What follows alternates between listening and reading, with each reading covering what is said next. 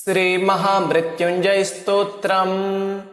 रुद्रं पशुपतिं स्थाणुं नीलकण्ठमुमापतिं नमामि शिरसा देवं किं नो मृत्युः करिष्यति। नीलकण्ठं कालमूर्तिं कालज्ञं कालनाशनं नमामि शिरसा देवं किं नो मृत्युः करिष्यति। नीलकण्ठं विरूपाक्षं निर्मलं निलयप्रदं नमामि शिरसा देवं किं नो मृत्युः करिष्यति। वामदेवं महादेवं लोकनाथं जगद्गुरुं नमामि शिरसा देवं किं नो मृत्युः करिष्यति। देवदेवं जगन्नाथं देवेशं वृषभध्वजं नमामि शिरसा देवं किं नो मृत्युः करिष्यति। गंगाधरं महादेवं सर्वाभरणभूषितं नमामि शिरसा देवं किं नो मृत्युः करिष्यति। त्र्यक्षं चतुर्भुजं शान्तं जटामुकुटधारिणं नमामि शिरसा देवं किं नो मृत्युः करिष्यति। भस्मोद्धूलितसर्वाङ्गं नागाभरणभूषितं नमामि शिरसा देवं किं नो मृत्युः करिष्यति। अनन्तमव्ययं शान्तम् अक्षमालाधरं हरं नमामि शिरसा देवं किं नो मृत्युः करिष्यति। आनन्दं परमं नित्यं कैवल्यपददायिनं नमामि शिरसा देवं किं नो मृत्युः करिष्यति। अर्धनारीश्वरं देवं पार्वती प्राणनायकं नमामि शिरसा देवं किं नो मृत्युः करिष्यति।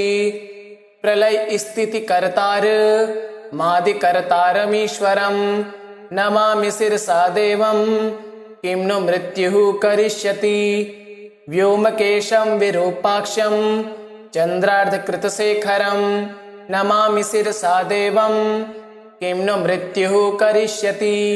गंगाधरं शशिधरं शङ्करं शूलपाणिनं नमामि शिरसा देवं किं नो मृत्युः करिष्यति। अनाथः परमानन्दं कैवल्यः पदगामिनं नमामि शिरसा देवं किं नो मृत्युः करिष्यति। स्वर्गापवर्गदातारं सृष्टिस्थित्यन्तकारणं नमामि शिरसा देवं किं नो मृत्युः करिष्यति। कल्पायुर्देहि मे पुण्यं यावदायुररोगतां नमामि शिरसा देवं किं नो मृत्युः करिष्यति। शिवेशानां महादेवं वामदेवं सदाशिवं नमामि शिरसा देवं किं नो मृत्युः करिष्यति। उत्पत्तिस्थितिसंहार कर्तारमीश्वरं गुरुं नमामि शिरसा देवं किं नो मृत्युः करिष्यति। मार्कण्डेयकृतं स्तोत्रं यः पठेत् शिवसन्निधौ तस्य मृत्युभयं नास्ति नाग्निचौरभयं क्वचित्। शताव्रतं प्रकर्तव्यं सङ्कटे कष्टनाशनं शुचिर्भूत्वा पठेत् स्तोत्रं सर्वसिद्धिप्रदायकं। मृत्युञ्जय महादेव त्राहि मां शरणागतं जन्म मृत्यु जरा रोगः पीडितं कर्मबन्धनः तावक स्तौ गतः प्राणस्तौ चित्तोऽहं सदा मृड इति विज्ञाप्य देवेशं त्र्यम्बकाख्यमनं जपेत्। नमः शिवाय शाम्बाय हरये परमात्मने प्रणतक्लेशनाशाय योगिनां पतये नमः। रुद्रं पशुपतिं स्थाणुं नीलकण्ठमुमापतिं नमामि शिरसा देवं किं नो मृत्युः करिष्यति। नीलकण्ठं कालमूर्तिं कालज्ञं कालनाशनं नमामि शिरसा देवं किं नो मृत्युः करिष्यति। नीलकण्ठं विरूपाक्षं निर्मलं निलयप्रदं नमामि शिरसा देवं किं नो मृत्युः करिष्यति। वामदेवं महादेवं लोकनाथं जगद्गुरुं नमामि शिरसा देवं किं नो मृत्युः करिष्यति। देवदेवं जगन्नाथं देवेशं वृषभध्वजं नमामि शिरसा देवं किं नो मृत्युः करिष्यति।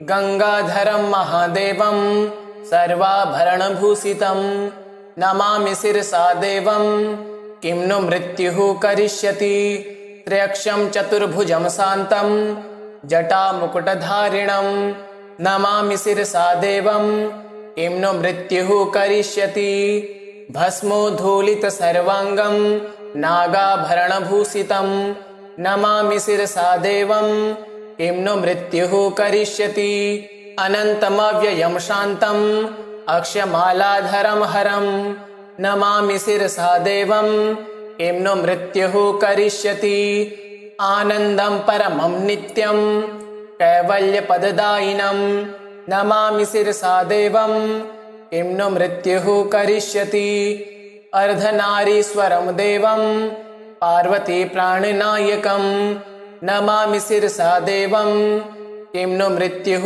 करिष्यति प्रलयस्थितिकर्तार मादिकर्तारमीश्वरं नमामि शिरसा देवं किं नु मृत्युः करिष्यति व्योमकेशं विरूपाक्षं चन्द्रार्धकृतशेखरं नमामि शिरसा देवं किं नु मृत्युः करिष्यति गंगाधरं शशिधरं शङ्करं शूलपाणिनं नमामि शिरसा देवं किं नु मृत्युः करिष्यति अनाथः परमानन्दं कैवल्यः पदगामिनं नमामि शिरसा देवं किं नु मृत्युः करिष्यति स्वर्गापवर्गदातारं सृष्टिस्थित्यन्तकारणं नमामि शिरसा देवं किं नु मृत्युः करिष्यति कल्पायुर्देहि मे पुण्यं यावदायुररोगतां नमामि शिरसा देवं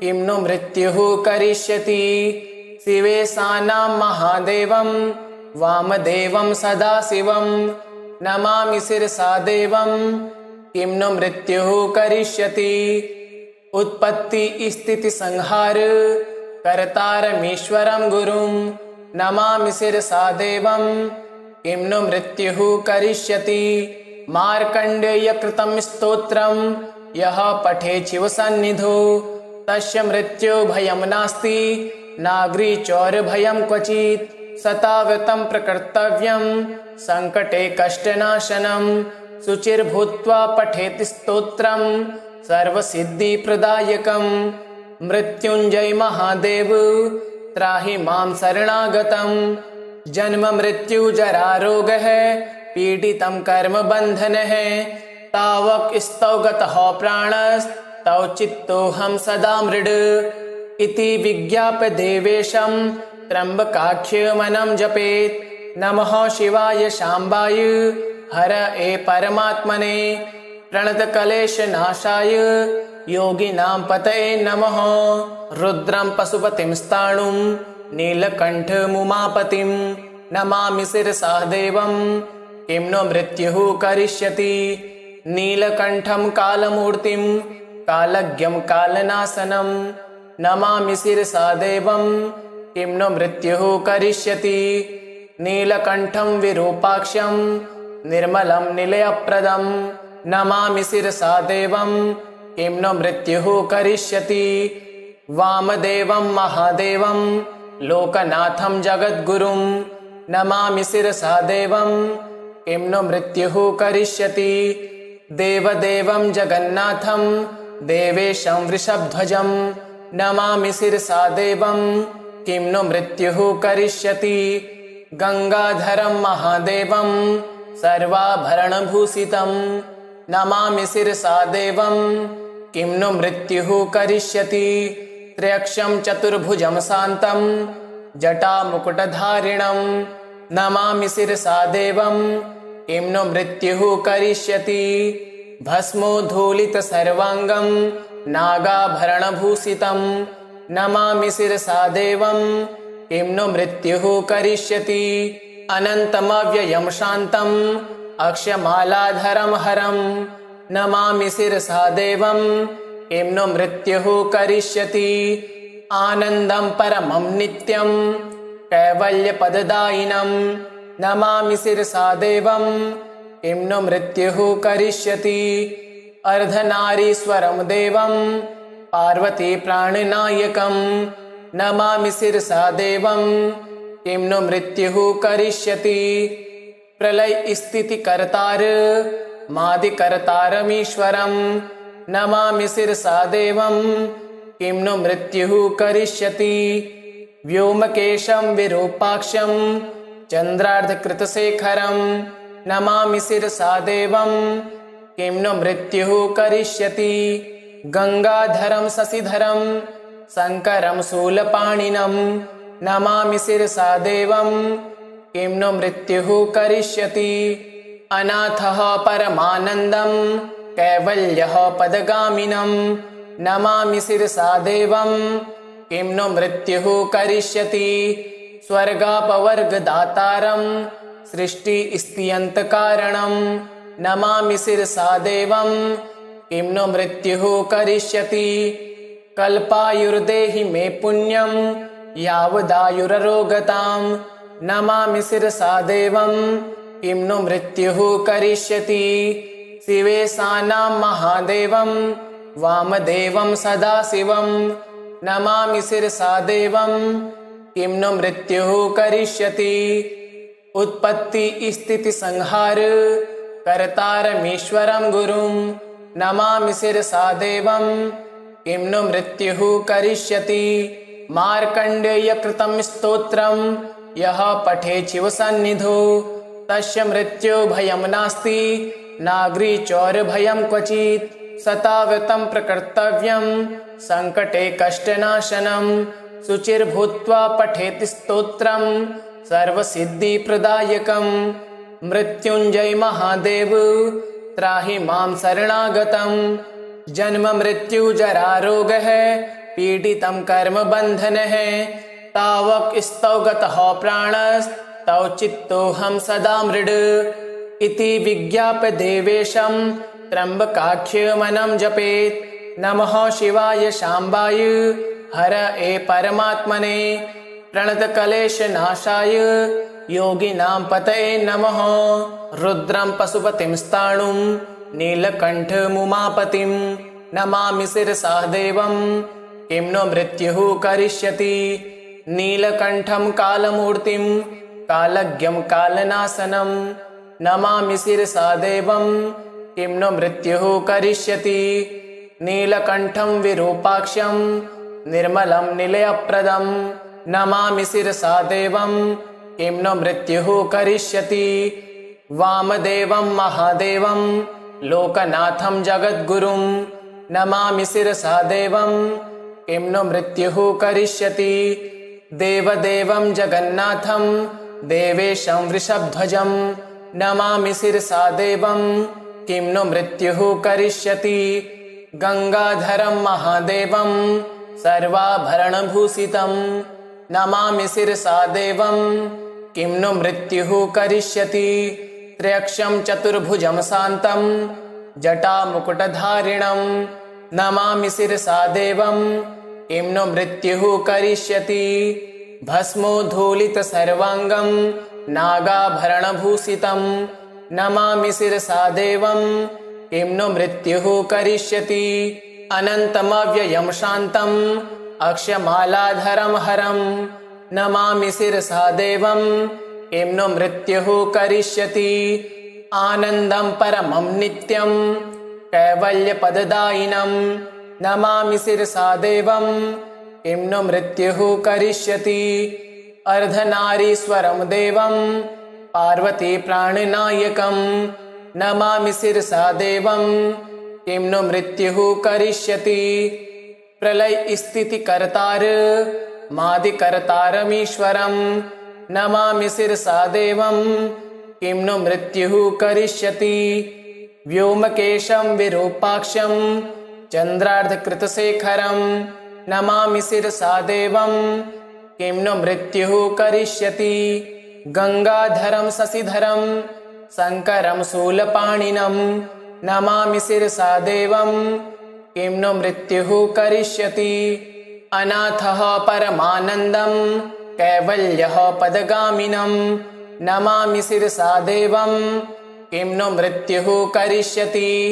स्वर्गापवर्गदातारं सृष्टिस्थित्यन्तकारणं नमामि शिरसा देवं किं नो मृत्युः करिष्यति। कल्पायुर्देहि मे पुण्यं यावदायुररोगतां नमामि शिरसा देवं किं नो मृत्युः करिष्यति। शिवेशानां महादेवं वामदेवं सदाशिवं नमामि शिरसा देवं किं नो मृत्युः करिष्यति। उत्पत्ति स्थिति संहार कर्तारमीश्वरं गुरुं नमामि शिरसा देवं किं नो मृत्युः करिष्यति। मार्कण्डेय कृतं स्तोत्रं यः पठेत् शिवसन्निधौ तस्य मृत्यो भयं नास्ति नाग्रिचौरभयं क्वचित्। सताव्रतं प्रकर्तव्यं संकटे कष्टनाशनं शुचिर्भूत्वा पठेत् स्तोत्रं सर्वसिद्धिप्रदायकं। मृत्युञ्जय महादेव त्राहि मां शरणागतं। जन्म मृत्यु जरा रोगः पीडितं कर्म बन्धनः तावक स्तौ गतः प्राणस्तौ चित्तोऽहं सदा मृड इति विज्ञाप्य देवेशं त्र्यम्बकाख्यमनं जपेत्। नमः शिवाय शाम्बाय हर ए परमात्मने प्रणतकलेशनाशाय योगिनां पतये नमः। रुद्रं पशुपतिं स्थाणुं नीलकण्ठमुमापतिं नमामि शिरसा देवं किं नो मृत्युः करिष्यति।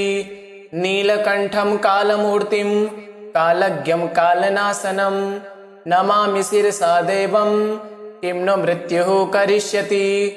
नीलकण्ठं विरूपाक्षं निर्मलं निलयप्रदं नमामि शिरसा देवं किं नो मृत्युः करिष्यति। वामदेवं महादेवं लोकनाथं जगद्गुरुं नमामि शिरसा देवं किं नो मृत्युः करिष्यति। देवदेवं जगन्नाथं देवेशं वृषभध्वजं नमामि शिरसा देवं किं नो मृत्युः करिष्यति। गंगाधरं महादेवं सर्वाभरणभूषितं नमामि शिरसा देवं किं नो मृत्युः करिष्यति। त्र्यक्षं चतुर्भुजं शान्तं जटामुकुटधारिणं नमामि शिरसा देवं किं नो मृत्युः करिष्यति। भस्मोद्धूलितसर्वाङ्गं नागाभरणभूषितं नमामि शिरसा देवं किं नो मृत्युः करिष्यति। अनन्तमव्ययं शान्तं अक्षमालाधरं हरं नमामि शिरसा देवं किं नो मृत्युः करिष्यति। आनन्दं परमं नित्यं कैवल्यपददायिनं नमामि शिरसा देवं किं नो मृत्युः करिष्यति।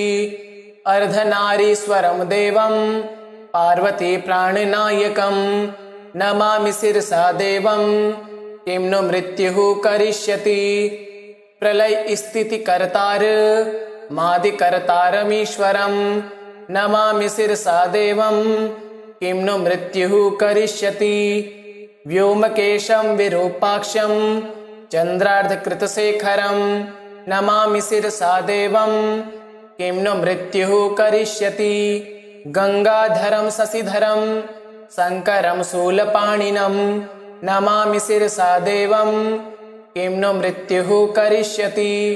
अनाथः परमानन्दं कैवल्यः पदगामिनं नमामि शिरसा देवं किं नो मृत्युः करिष्यति। स्वर्गापवर्गदातारं सृष्टिस्थित्यन्तकारणं नमामि शिरसा देवं किं नो मृत्युः करिष्यति। कल्पायुर्देहि मे पुण्यं यावदायुररोगतां नमामि शिरसा देवं किं नो मृत्युः करिष्यति। शिवेशानां महादेवं वामदेवं सदाशिवं नमामि शिरसा देवं किं नो मृत्युः करिष्यति। उत्पत्ति स्थिति संहार कर्तारमीश्वरं गुरुं नमामि शिरसा देवं किं नो मृत्युः करिष्यति। मार्कण्डेय कृतं स्तोत्रं यः पठेत् शिवसन्निधौ तस्य मृत्यो भयं नास्ति नाग्रिचौरभयं क्वचित्। सताव्रतं प्रकर्तव्यं संकटे कष्टनाशनं शुचिर्भूत्वा पठेति स्तोत्रं सर्वसिद्धिप्रदायकं मृत्युंजय महादेव त्राहि मां शरणागतं जन्म मृत्यु जरा रोगः पीडितं कर्म बन्धनः तावक स्तौ गतः प्राणस्तौ चित्तोऽहं सदा मृड इति विज्ञाप्य देवेशं त्र्यम्बकाख्यमनं जपेत् नमः शिवाय शाम्बाय हर ए परमात्मने प्रणतकलेशनाशाय योगिनां पतये नमः रुद्रं पशुपतिं स्थाणुं नीलकण्ठमुमापतिं नमामि शिरसा देवं किं नो मृत्युः करिष्यति नीलकण्ठं कालमूर्तिं कालज्ञं कालनाशनं नमामि शिरसा देवं किं नो मृत्युः करिष्यति नीलकण्ठं विरूपाक्षं निर्मलं निलयप्रदं नमामि शिरसा देवं किं नो मृत्युः करिष्यति वामदेवं महादेवं लोकनाथं जगद्गुरुं नमामि शिरसा देवं किं नो मृत्युः करिष्यति देवदेवं जगन्नाथं देवेशं वृषभध्वजं नमामि शिरसा देवं किं नो मृत्युः करिष्यति गंगाधरं महादेवं सर्वाभरणभूषितं नमामि शिरसा देवं किं नो मृत्युः करिष्यति त्र्यक्षं चतुर्भुजं शान्तं जटामुकुटधारिणं नमामि शिरसा देवं किं नो मृत्युः करिष्यति भस्मोद्धूलितसर्वाङ्गं नागाभरणभूषितं नमामि शिरसा देवं किं नो मृत्युः करिष्यति अनन्तमव्ययं शान्तम् अक्षमालाधरं हरं नमामि शिरसा देवं किं नो मृत्युः करिष्यति आनन्दं परमं नित्यं कैवल्यपददायिनं नमामि शिरसा देवं किं नो मृत्युः करिष्यति अर्धनारीश्वरं देवं पार्वती प्राणनायकं नमामि शिरसा देवं किं नो मृत्युः करिष्यति प्रलय स्थिति कर्तार मादिकर्तारमीश्वरं नमामि शिरसा देवं किं नो मृत्युः करिष्यति व्योमकेशं विरूपाक्षं चन्द्रार्धकृतशेखरं नमामि शिरसा देवं किं नो मृत्युः करिष्यति गंगाधरं शशिधरं शङ्करं शूलपाणिनं नमामि शिरसा देवं किं नो मृत्युः करिष्यति अनाथः परमानन्दं कैवल्यः पदगामिनं नमामि शिरसा देवं किं नो मृत्युः करिष्यति स्वर्गापवर्गदातारं सृष्टिस्थित्यन्तकारणं नमामि शिरसा देवं किं नो मृत्युः करिष्यति कल्पायुर्देहि मे पुण्यं यावदायुररोगतां नमामि शिरसा देवं किं नो मृत्युः करिष्यति शिवेशानां महादेवं वामदेवं सदाशिवं नमामि शिरसा देवं किं नो मृत्युः करिष्यति उत्पत्ति स्थिति संहार कर्तारमीश्वरं गुरुं नमामि शिरसा देवं किं नो मृत्युः करिष्यति मार्कण्डेयकृतं स्तोत्रं यः पठेत् शिवसन्निधौ तस्य मृत्युभयं नास्ति नाग्निचौरभयं क्वचित् शताव्रतं प्रकर्तव्यं संकटे कष्टनाशनं शुचिर्भूत्वा पठेत् स्तोत्रं सर्वसिद्धिप्रदायकं मृत्युंजय महादेव त्राहि मां शरणागतं जन्म मृत्यु जरा रोगः पीडितं कर्म बन्धनः तावक स्तौ गतः प्राणस्तौ चित्तोऽहं सदा मृड इति विज्ञाप्य देवेशं त्र्यम्बकाख्यमनं जपेत् नमः शिवाय शाम्बाय हर ए परमात्मने प्रणतकलेशनाशाय योगिनां पतये नमः रुद्रं पशुपतिं स्थाणुं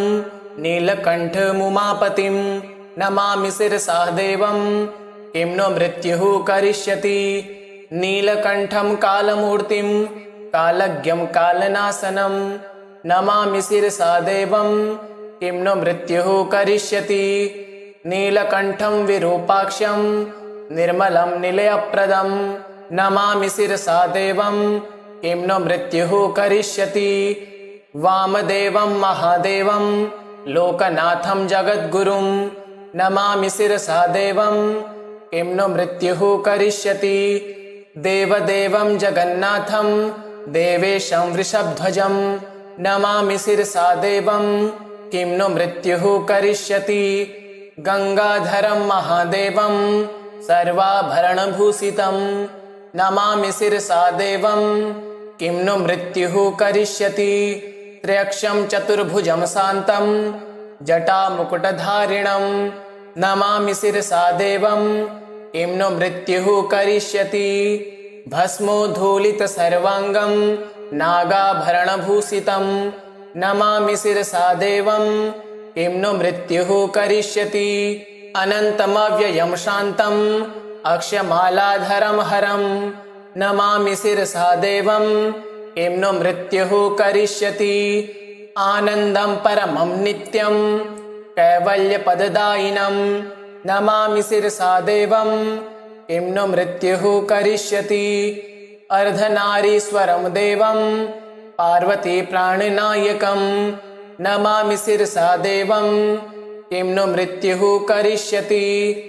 प्रलयस्थितिकर्तार मादिकर्तारमीश्वरं नमामि शिरसा देवं किं नो मृत्युः करिष्यति। व्योमकेशं विरूपाक्षं चन्द्रार्धकृतशेखरं नमामि शिरसा देवं किं नो मृत्युः करिष्यति। गंगाधरं शशिधरं शङ्करं शूलपाणिनं नमामि शिरसा देवं किं नो मृत्युः करिष्यति। अनाथः परमानन्दं कैवल्यः पदगामिनं नमामि शिरसा देवं किं नो मृत्युः करिष्यति। स्वर्गापवर्गदातारं सृष्टिस्थित्यन्तकारणं नमामि शिरसा देवं किं नो मृत्युः करिष्यति। कल्पायुर्देहि मे पुण्यं यावदायुररोगतां नमामि शिरसा देवं किं नो मृत्युः करिष्यति। शिवेशानां महादेवं वामदेवं सदाशिवं नमामि शिरसा देवं किं नो मृत्युः करिष्यति। उत्पत्ति स्थिति संहार कर्तारमीश्वरं गुरुं नमामि शिरसा देवं किं नो मृत्युः करिष्यति। मार्कण्डेयकृतं स्तोत्रं यः पठेत् शिवसन्निधौ तस्य मृत्युभयं नास्ति नाग्निचौरभयं क्वचित्। शताव्रतं प्रकर्तव्यं सङ्कटे कष्टनाशनं शुचिर्भूत्वा पठेत् स्तोत्रं सर्वसिद्धिप्रदायकं। मृत्युञ्जय महादेव त्राहि मां शरणागतं। जन्म मृत्यु जरा रोगः पीडितं कर्मबन्धनः तावक स्तौ गतः प्राणस्तौ चित्तोऽहं सदा मृड इति विज्ञाप्य देवेशं त्र्यम्बकाख्यमनं जपेत्। नमः शिवाय शाम्बाय हरये परमात्मने प्रणतक्लेशनाशाय योगिनां पतये नमः। इति श्री महामृत्युंजय स्तोत्रं सम्पूर्णम्। ओम श्री सांब सदाशिवाय नमः।